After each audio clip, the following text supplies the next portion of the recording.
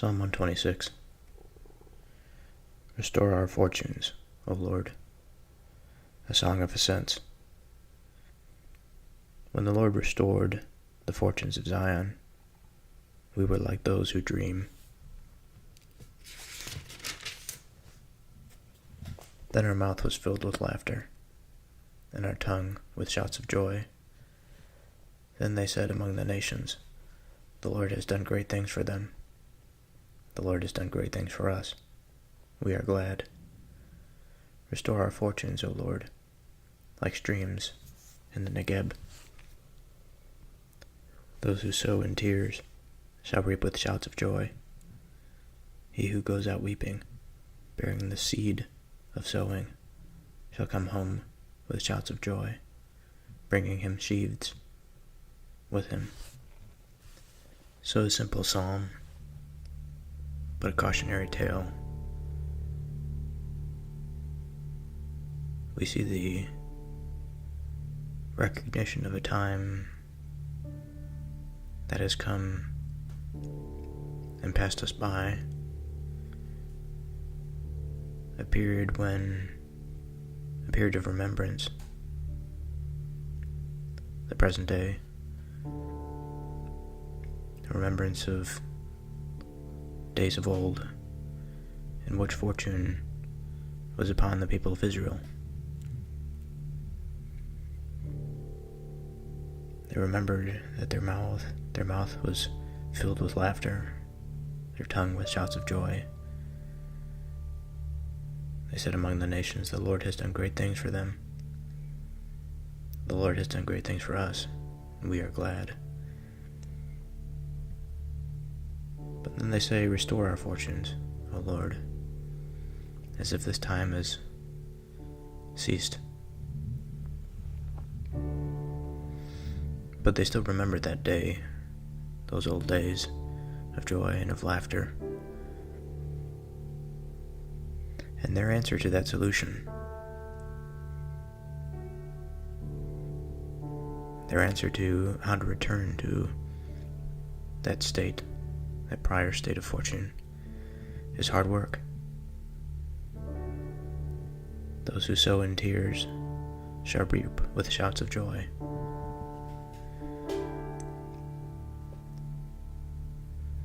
Tears. He who goes out weeping, bearing the seed for sowing, shall come home with shouts of joy, bringing his sheaves with them. And so here we have an important pattern, although it may be a simple one. It's the idea that when we wake up in the morning,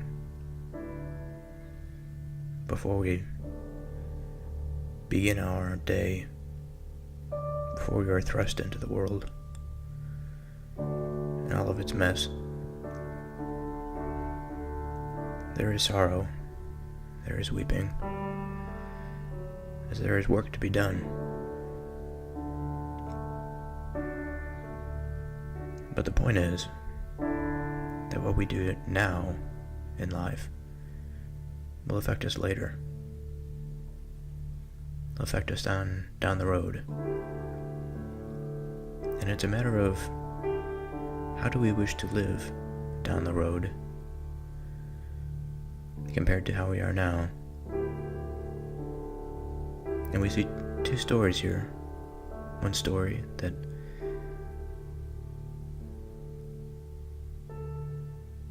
is an experienced traveler on this road. They understand what it means to be joyful, to have, and to be fortunate. They also understand what it means not to be fortunate, to have things taken from them.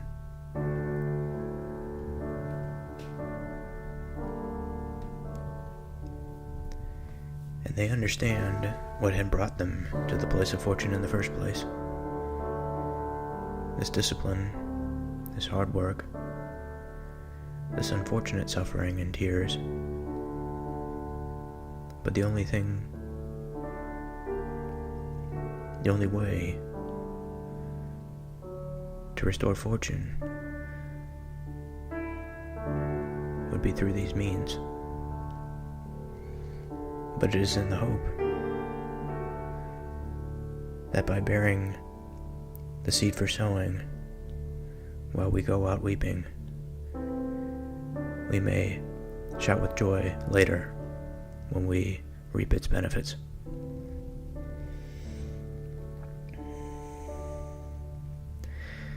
Simple, and yet it has become complicated, it would seem.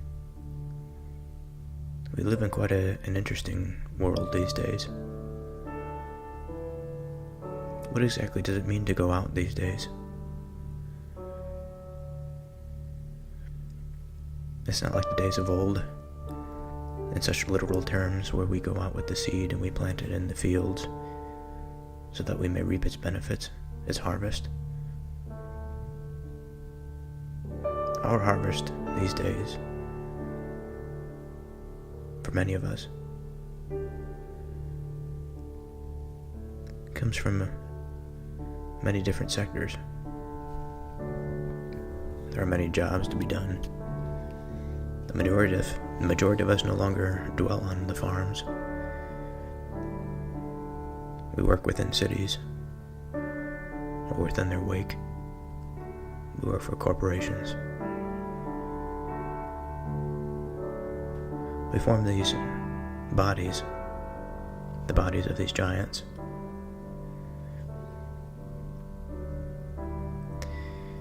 And in the modern day, I've always thought, under the umbrella of nihilism, living in the shadow of Nietzsche,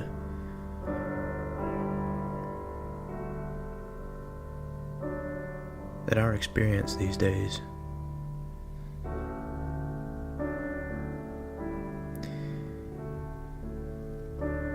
we may still choose to live as the people of old. That is, to put in the work, to do the hard work, to reap its benefits down the road. But I think, in terms of the implications of this psalm, I understand that this may not have always been the case. Surely, there must have been circumstances in which the case was different. But if we are just to compare the scenario between the going out in terms of the going out for subsistence, the life of the farmer or the shepherd, compared to the life of the industrial man, the corporate man, certainly the goings out have similarities. That we go out to work, to sacrifice, in order that we may live better. However, hidden within its subtleties, the modern day, I think, has a certain salty flavor to it, as though our going out, our perpetual going out, and the progression of our institutions, and the liberation of our directed efforts lead us to satisfy our desires. And in an increasingly secular world, secular society, perhaps I should say, we find these desires base in many cases, certainly not in all, but base in the sense that they are inferior to the more elevated ones. And what becomes valuable is what is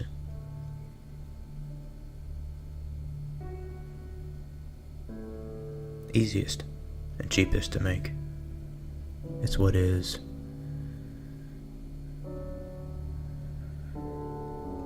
the most satisfying on the sort of emotional level, satisfying to the gut. I think of fast food. I think of all the new buildings and cheap building materials. I think of the design of our cities and towns for expedience.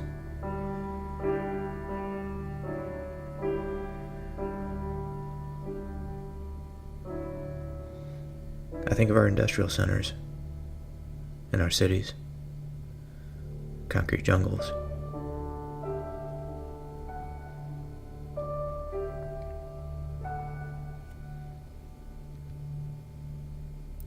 I think of our schools, impersonal and holding cells.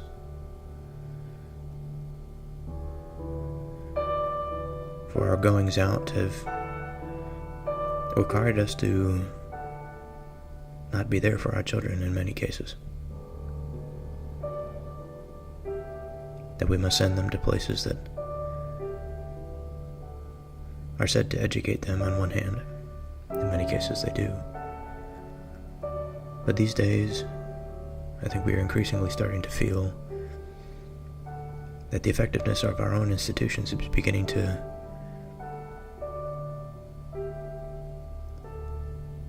become polluted by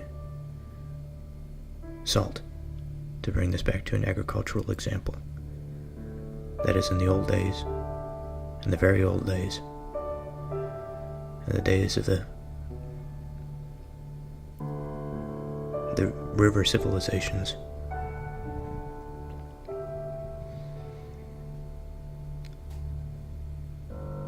the farmers that chronically planted crops in a location, in one single location, ran the risk of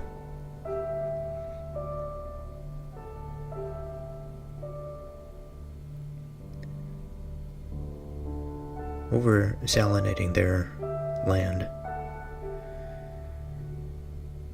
And as the salinity of this land rose, the viability and the eventual yield of their product, of their crop, decreased.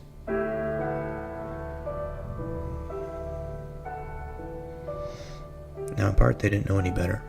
They didn't know that this would happen.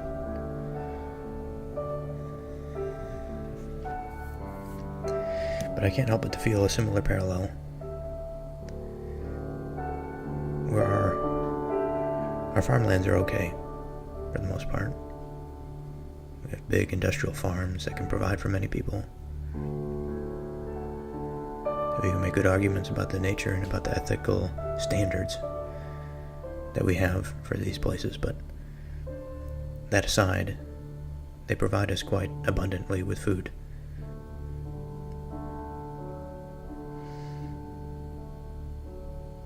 But the parallel that I choose to draw here is the parallel to our institutions, of our corporate bodies, of the goods that they choose to serve, and the very structure and environment through which they afford the going out of the average man. And through his going out, he is able to provide for himself and his family. He's able to go through this process of sacrifice. He's able to sow in tears and reap with shouts of joy. This is still all within his grasp. But then I return to Nietzsche. It's not a simple matter anymore.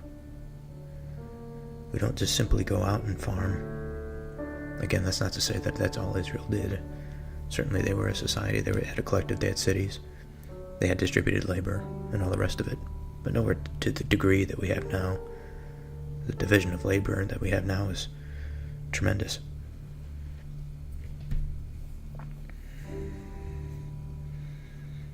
We have jobs that we are afforded now that, on one hand, we could probably do away with, but on the other hand, more the skilled jobs that we can never have imagined that provide us with a new level of abundance, an elevated level of material comforts, of understanding of the natural world. Good and bad have come with our society, but to return again to this nihilism,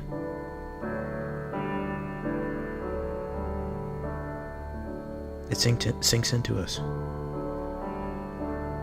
When we go to our places of work, to our corporations, to many of our institutions, when we enter them, when we plant our seeds in the environment, we immediately feel this salinity of the surround, this dampening of character, of mind, of spirit, for purposes of, at one time, our own, but yet at another, for designs that we never really consider, for if we did, I'm not so sure that we would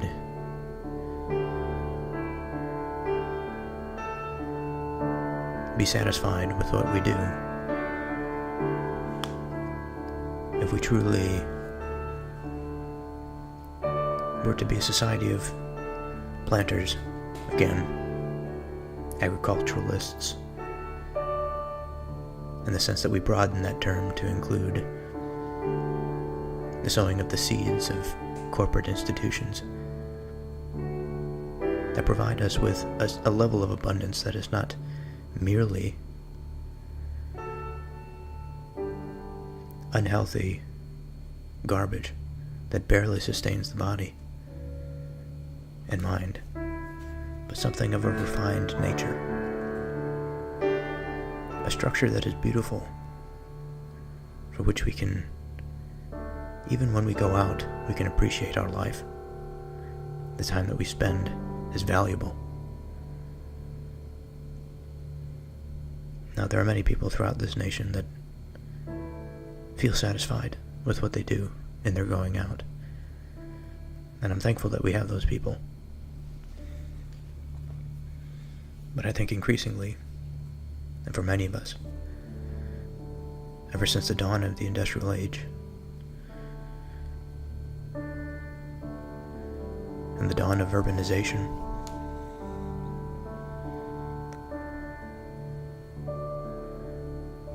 almost as if we opened our eyes for a moment, we saw, we suffered, we built, and then we were corralled again into this new feudal architecture.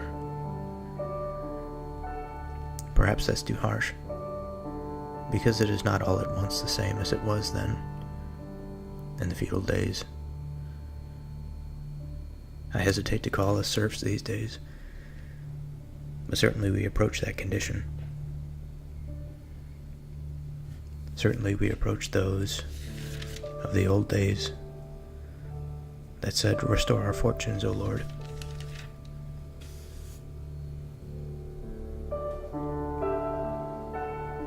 Anyway, I suppose it's a problem for the modern day.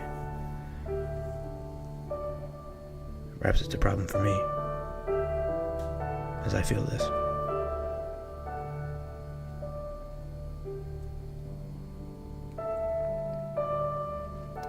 Psalm 127. Unless the Lord builds the house.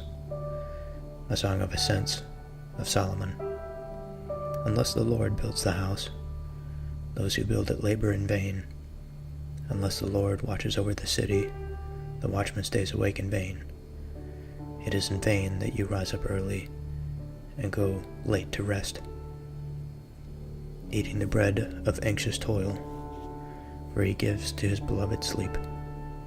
Behold, children are a heritage from the Lord, the fruit of the womb a reward.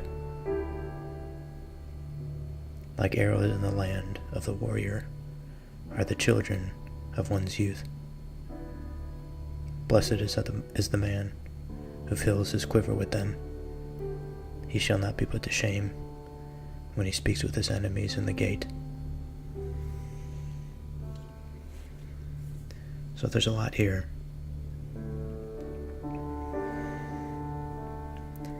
So let's take it verse by verse. The title, Unless the Lord Builds the House.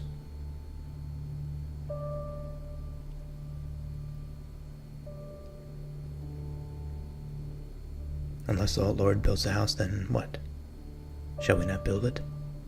What does it mean for the Lord to build this house?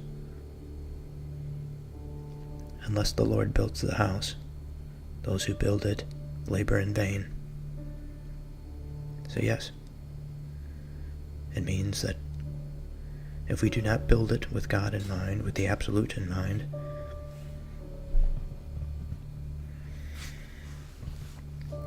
with us in mind, then it will become something that serves an inferior purpose. It won't be beautiful. It will be stale. It will serve to satisfy something lower. Unless the Lord watches over the city, the watchman stays awake in vain. Because if the Lord is not watching over the city, then the city will fall. It doesn't mean that no enemies will come if the Lord was watching over it. But if it means if the Lord's eye is not upon the city at all, it is weak. The watchman stays awake in vain. Now the watchman is someone that watches for enemies and invaders from without. But we don't often consider the enemy within. And I think what this psalm is implying here is that if God is not with every person in the city, not within the city, then the city itself will decay from the inside out. And so in that sense, the watchman becomes useless. But what exactly does it mean for God to not be in a city, to not watch over a city? It's very easy to return to a state of mind that's all too common today, looking for material explanation for these sorts of events, for these sorts of phenomena. We don't even necessarily need to go there. If something is bothering us that's in front of our face, we don't question it. We understand it acutely.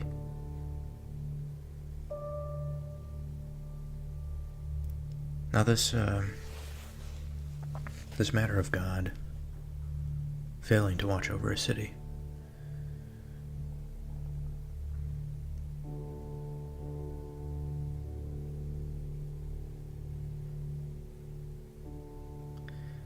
it's a matter of God. It's a matter of absence. It's a matter of the absence of His presence.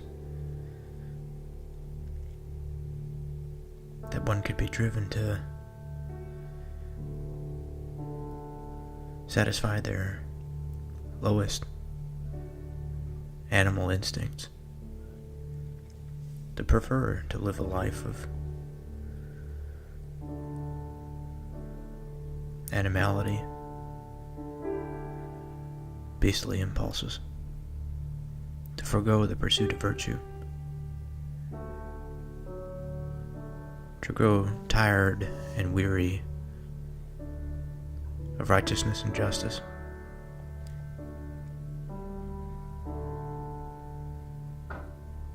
To sink into the comforting nature of abundance.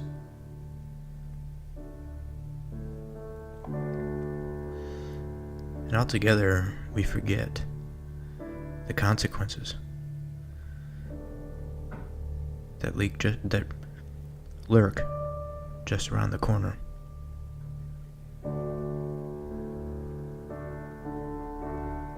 Now, this has just as much to do with the previous psalm as it does with this one.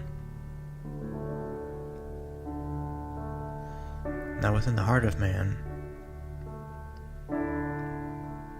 if God is there, the man understands himself.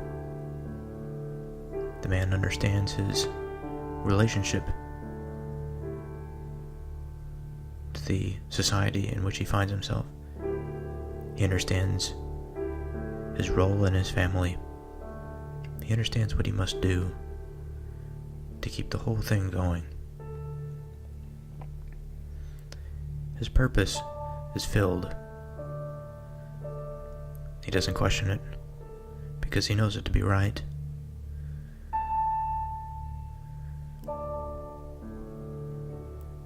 But when we give in, when we reject God, when we do so by turning our attention to the more shadowy nature of our reality, still very much representative of our experience, but just less vibrant, dull, diminished, unfortunate, when considering it came from a place of clarity. Like a child that was brought up in a good family that has fallen into poverty,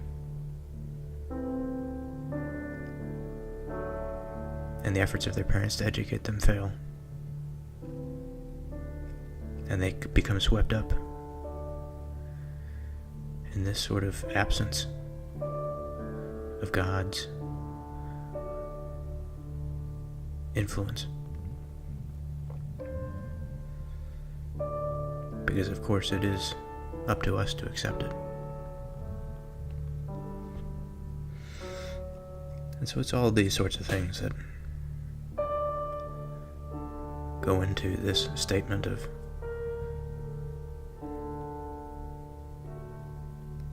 unless the Lord watches over the city, the watchman stays awake in vain.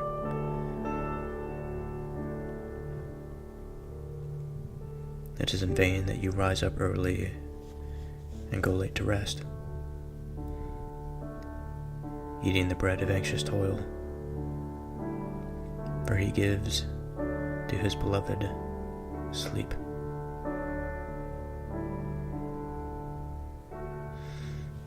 This seems like a direct continuation of Psalm 126. There's a lot of similar themes here.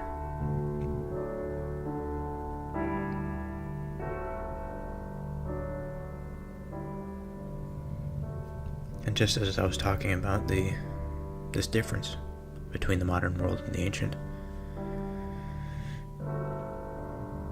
about our goings out perhaps not being entirely different from what they experienced, this here makes me think that we really were not much different at all. And in all my attempt to differentiate our cultures and to say that we are experiencing something new, it just seems to not be all that true. Because in verse 2, it is in vain that you rise up early and go late to rest, eating the bread of anxious toil. This has to do exactly with what I was talking about. The bread of anxious toil. Now, anxious toil is an important and profound couple words. For those of us who wake up in the morning, we wake up early, and feel an unfortunate sense of dread, anxious dread. not just the groans of a typical morning of freeing the body of its comfortable rest, but rather a more existential anxiety, coming from the understanding that what one is about to engage in is not sustaining them spiritually. It's not sustaining their minds. It's pulling them away from their productive pursuits. Now, this anxious toil and the bread that comes from it is a problem. This is the very thing that I was attempting to reference in the previous psalm. This truly has to do with one's purpose and one's meaning. Now, in terms of subsistence, as we've talked about earlier, and the farmer who wakes up early to go out and labor, there's a certain honesty that comes in that. Although he may not like what he does, he knows it to be necessary to sustain his life, and he is responsible for it. The work that he puts in is directly related to what he gets from it. He grows his own food. He provides food for others. He learns invaluable skills along the way, or highly valuable, I should say.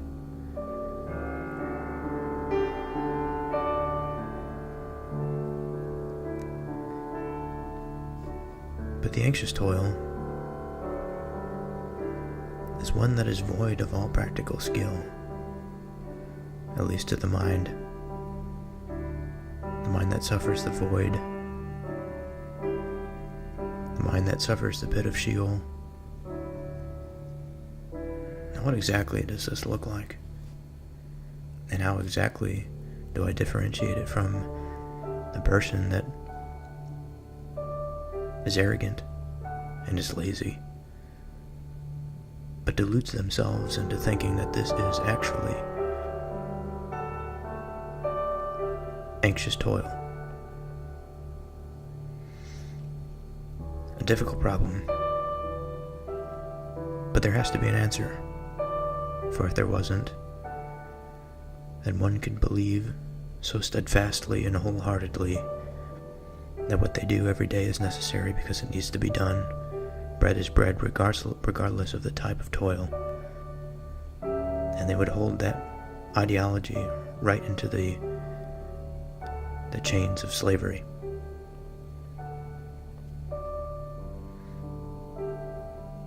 And it's not until their hands and their feet are bound and their back is being broken by labor will they turn back and look up and ask why. So there must be an answer in there somewhere. You know, often, this is a more broad analogy, I think, but I think it's a good one.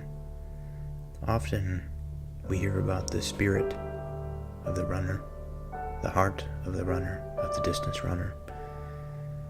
Now, this is a person that they take it upon themselves, an extra burden, put on the shoes and to get out on the road or on the trail, get out in nature, and put some work in. But this work, it doesn't provide them with bread in the material sense. It does provide them with bread, no doubt. It's more of a spiritual nourishment, this type of bread. And this running is a type of spiritual practice for them. Now, the novitiates to this practice, they might find themselves on the road and in the figurative sense they might find themselves at a crossroad. The question comes in, why am I doing this? Why should I keep going? What reason do I have to be here? And if for nothing more than to prove to yourself that achieving a goal has its benefits, and that you may reap its fruits through the health of the body and the clarity of mind, we continue with this practice. And we know that in so doing, even the godless among us understand that it moves us closer to God, the thing that should be God, the thing that we aim for. We thrust ourselves into the outside world to open up the mind, to liberate it from the oppressive forces and the wanting of rest and of relief. But when we engage it and we open it, we find the machine of the mind, the mechanism, beautiful,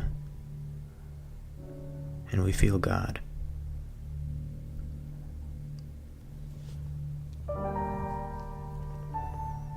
For he gives to his beloved sleep. Once we have achieved this, once we have engaged in practice, this spiritual practice, we are God's beloved, and we will be given this rest, this sleep. Now, the psalm almost takes a sharp turn. Behold, children are a heritage from the Lord, the fruit of the womb, a reward.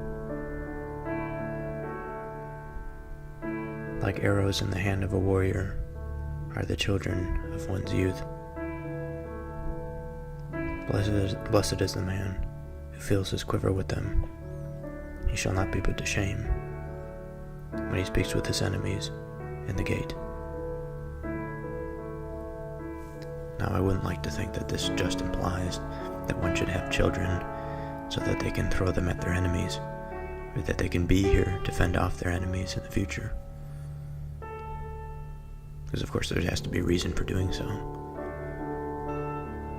It's not just self-preservation. It's self-preservation plus something else.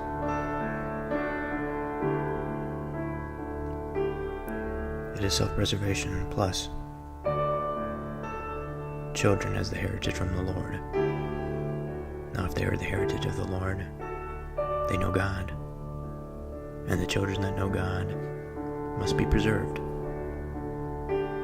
Because the world at some point must come to know the divine source, the unity of all things. Because there is no richer well to draw from than this source. And so we must have children, we must multiply.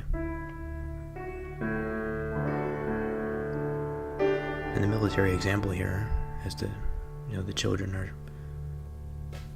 like arrows that fill this quiver.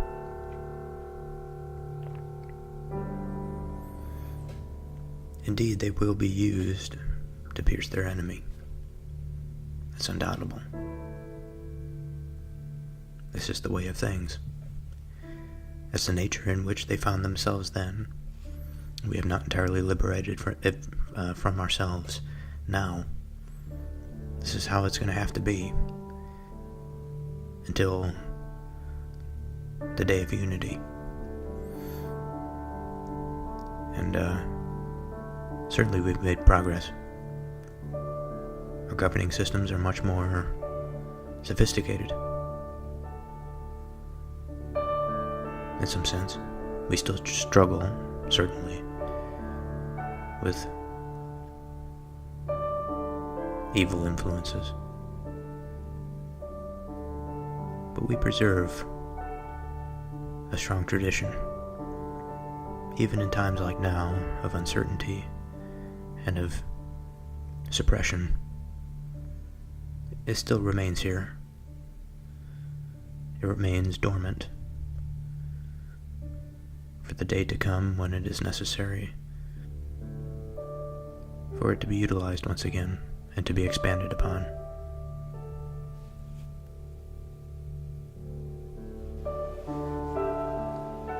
Psalm 128.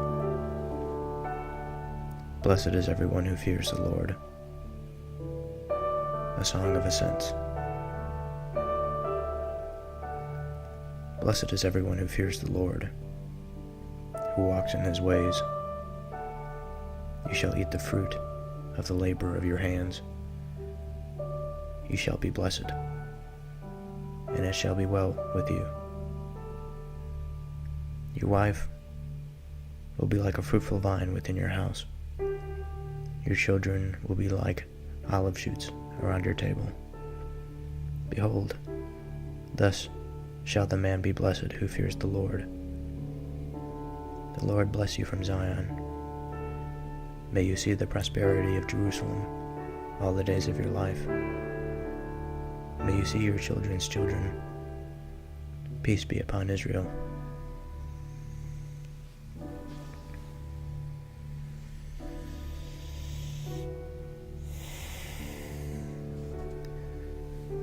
So blessed is everyone who fears the Lord, they say, as the title goes. Now we've had surely more than one episode devoted to what it means to fear the Lord. On its surface, it seems like a negative. But we fear God because we fear the divine judgment. We fear this objective truth that is able to point out our deepest insecurities, our darkest and closest held secrets. It is a force that can make us vulnerable,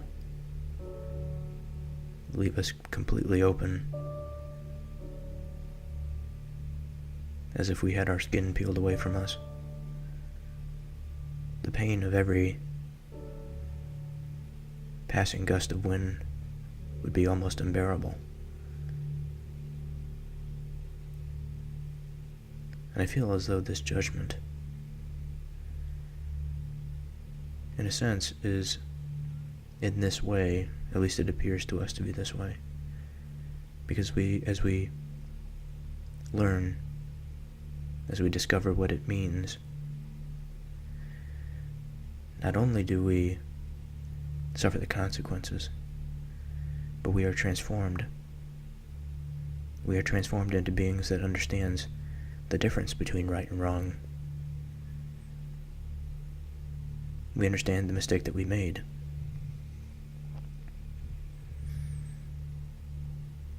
And what springs forth from that is atonement, because we truly understand. We truly seek forgiveness. You shall eat the fruit of the labor of your hands. I think this is a very important verse.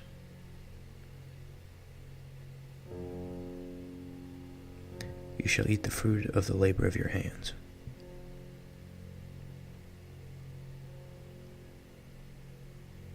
Meaning, the work that you put in, the effort that you put forth, the result of that will be yours.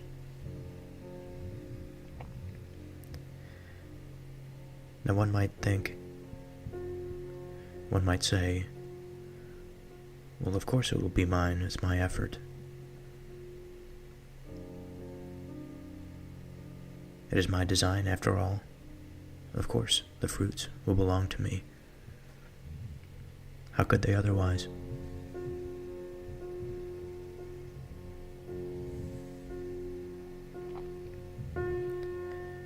You know, the real unfortunate thing about liberty and about its nemesis, tyranny,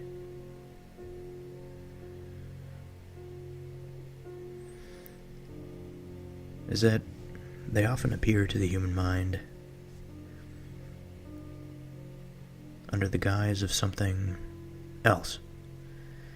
And it takes us time, it takes us effort, perhaps sometimes it takes us suffering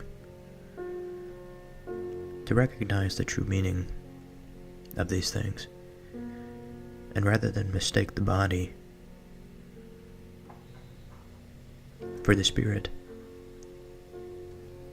we should at all times and everywhere have our eyes and our hearts fixated upon the spirit, whatever body it happens to inhabit, so that when this body confronts us, we will understand, we will be able to see through its lies.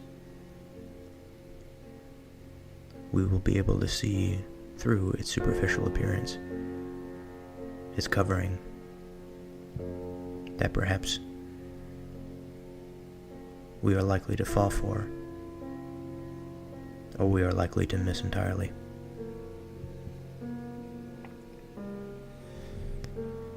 And just as much as this applies to the nation, and it's particularly salient in the American experience, the American example, this also applies down into the depths of the human soul.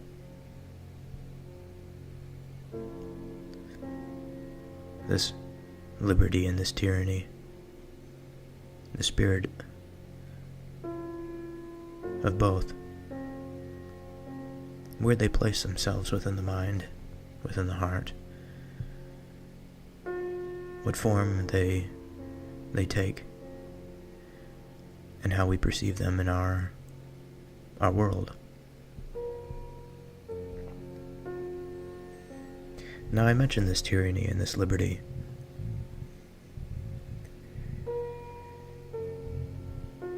because in this verse, you shall eat the fruit of the labor of your hands.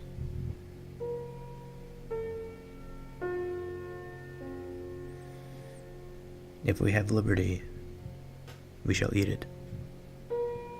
If we have tyranny, we shall not.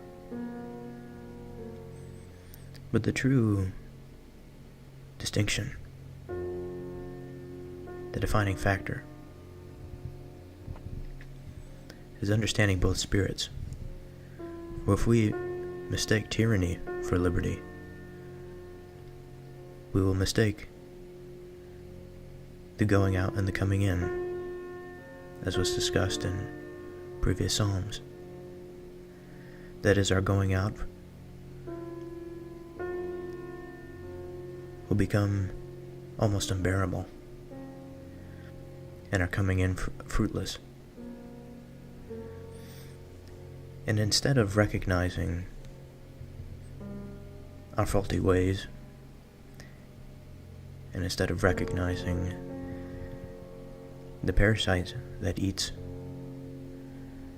that consumes the fruit of our labor, we begin to lose hope in life itself.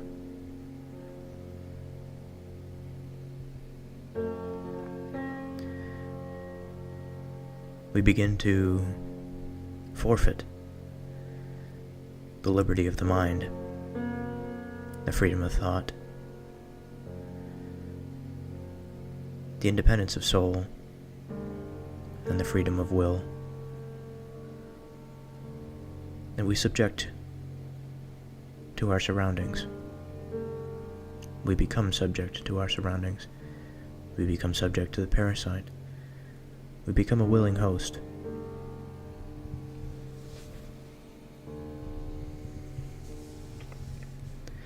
Now, if one is to fear the Lord,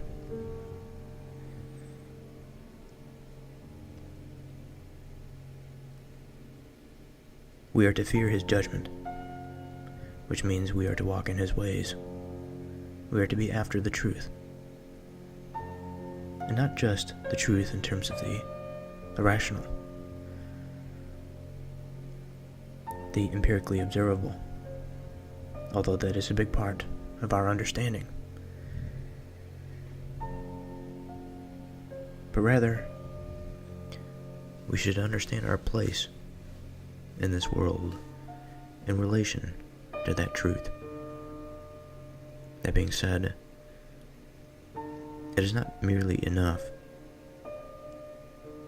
to know something in its fundamental constituent parts. We must also understand that it is about the direction of our understanding that leads us to prosperity. It's about the direction of the mind that remains open, the mind that is open to the will of the soul, the mind that is open to love, the mind that can differentiate between the base desires and the higher ones, the mind that can properly order things of value, the mind that understands that there is an ultimate value, and that within this reality it is our opportunity, as well as our responsibility, to determine what this order is and align ourselves with it so that we can prosper, so that we can be in harmony, so that we can resonate with it.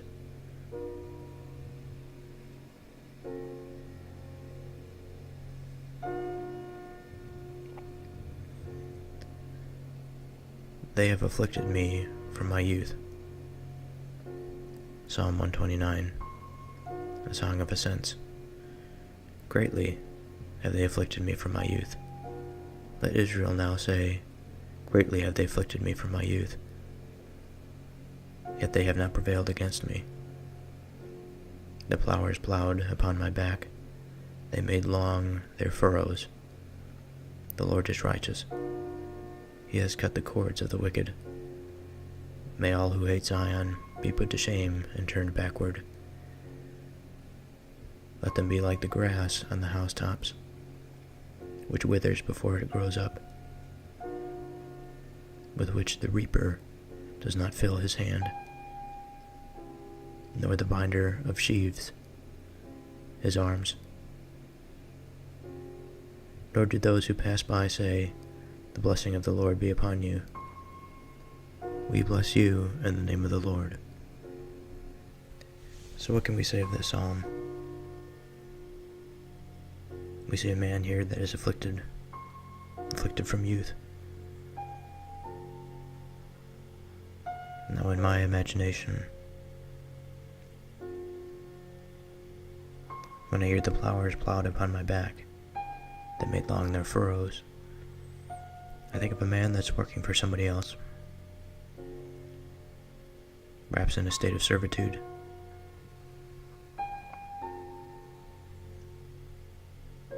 And yet they have not prevailed against me. He says the Lord is righteous. He has cut the cords of the wicked. May all who hate Zion, which is the holy city, be put to shame and turn backward.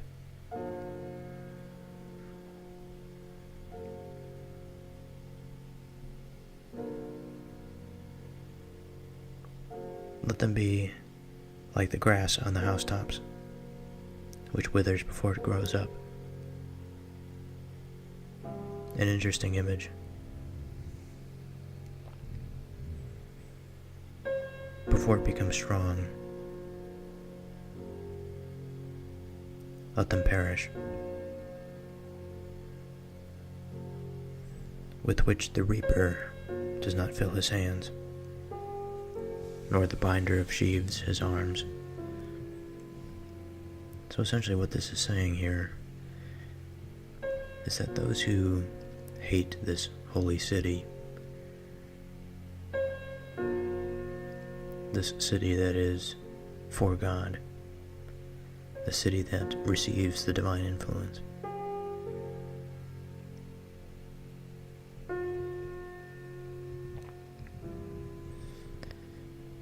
those who hate the city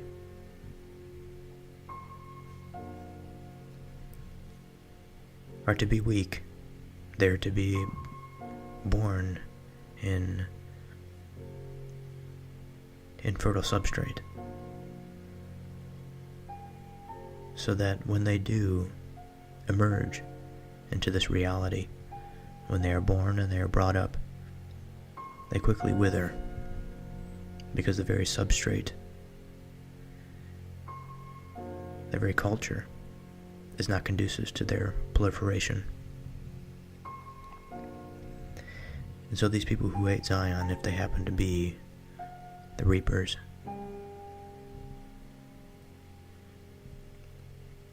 if they happen to be the binder of sheaves, which is the person that harvests the grain, or the person that binds grain together,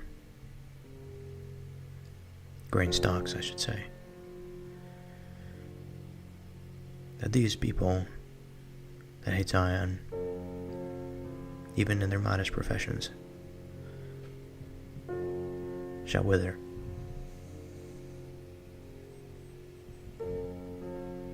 Nor do those who pass by say, "The blessing of the Lord be upon you. We bless you in the name of the Lord."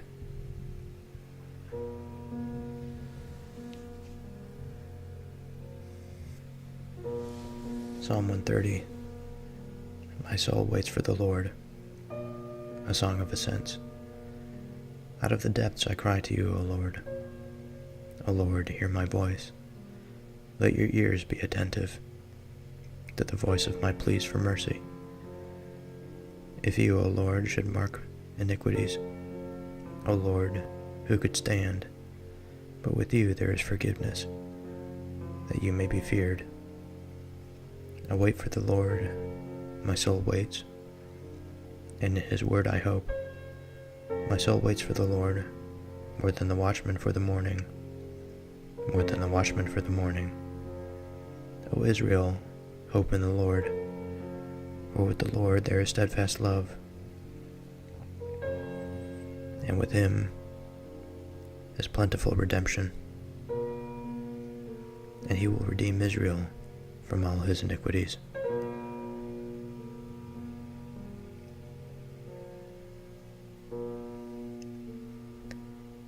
Now, the sense of waiting I find interesting.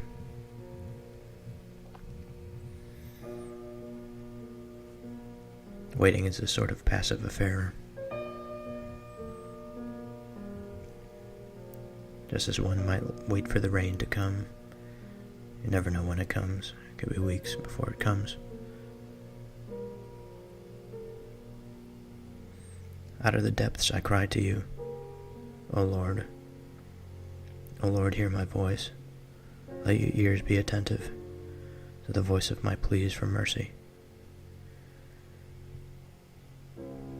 Now, this does not sound like a passive affair, if this is to be what we consider waiting. It sounds like a very active form of waiting for the Lord. A cry from the depths. This sort of language is always appealing to me. The depths is something that I feel intrinsically. It's something that I experience every day.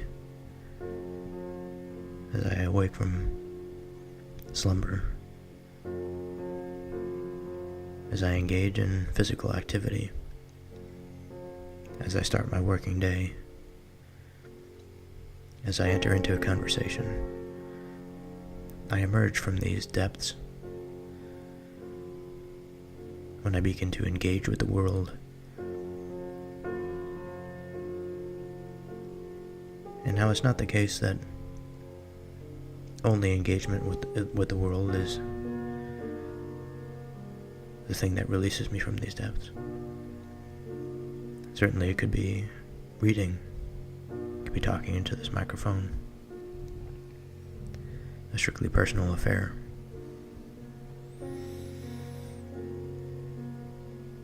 But perhaps that is also an engagement with the world. It is the focus of attention on something. Even if the attention is focused entirely within the mind, focused on a strand of thought,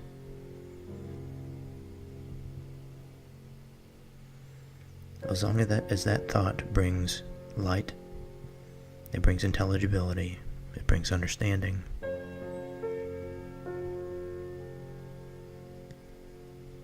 we are coming from the depths being a place of inattentiveness, sort of this void, dull place where the human mind is not much of anything. Sort of an engine that is never turned on. It's never used to mobilize a vehicle. It just sits, absent of the opportunity that has been given. If you, O Lord, should mark iniquities, O Lord, who could stand? But with you there is forgiveness, that you may be feared. So this principle is just what we were talking about in the previous Psalm 128, that is.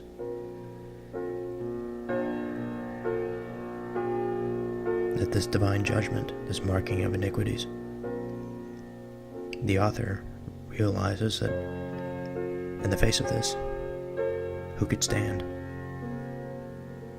Who could take it under the weight of that burden? They would be crushed. But he says, but with you there is forgiveness, that you may be feared. I wait for the Lord, my soul waits, and in his word I hope. My soul waits for the Lord, more than a watchman for the morning.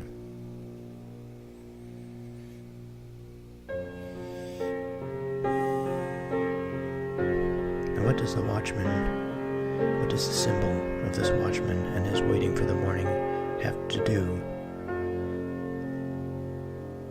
Or how is it in parallel with the author of the psalm waiting for the Lord? His soul waits. How does it have to do anything with his hope?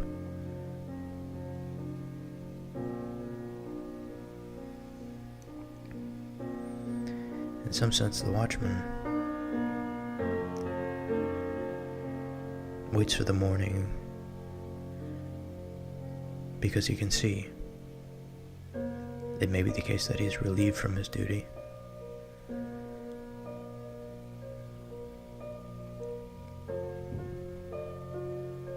It could be the case when the morning comes, his position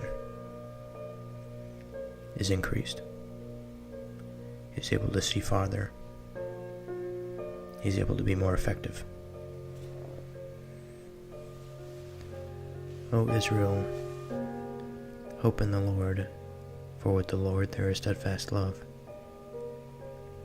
and with him is plentiful redemption, and he will redeem Israel from all his iniquities.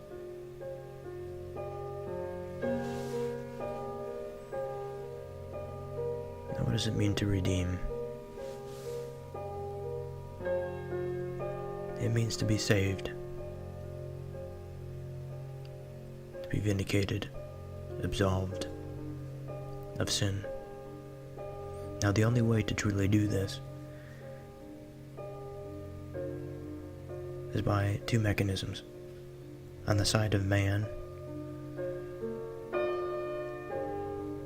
it is to understand the truth, first and foremost. The recognition that a sin has occurred. The difference and the boundary that separates this right and wrong. And second, on the part of man,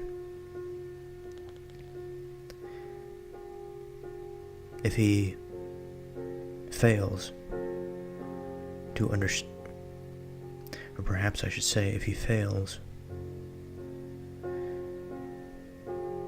to accept what is right as the true way to be, while he does understand the differentiation between the two and the boundary, perhaps he considers what is truly right to be wrong and what is wrong to be truly right. Of course, there is a truth and there is a right. There is an objective reality to this way of being and of thinking. And because of this, in order for true redemption to take place, in this scenario, a true transformation of the individual would also have to take place. That is, the individual would have to undergo such a powerful experience that they now truly understand that what is right and what is wrong is wrong. And in this way they are redeemed.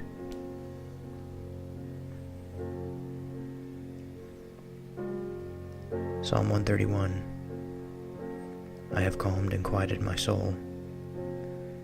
A song of ascents of David. Lord, my heart is not lifted up. My eyes are not raised too high. I do not occupy myself with things too great and too marvelous for me. But I have calmed and quieted my soul, like a weaned child with its mother. Like a weaned child is my soul within me. O Israel, hope in the Lord, from this time forth and forevermore. Now, in some sense, I think this can be misleading here.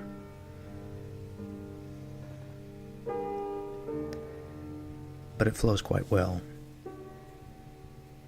O Lord, my heart is not lifted up. My eyes are not raised too high. If this is all we had,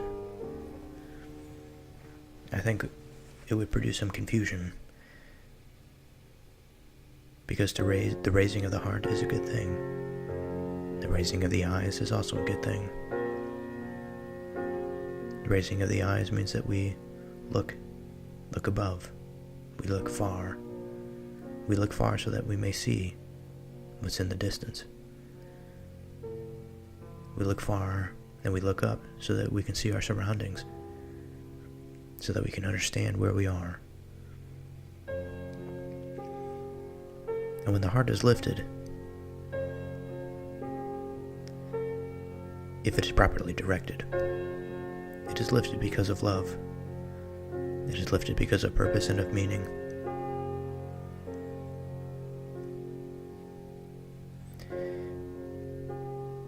But this, of course, is followed up by, I do not occupy myself with things too great and too marvelous for me.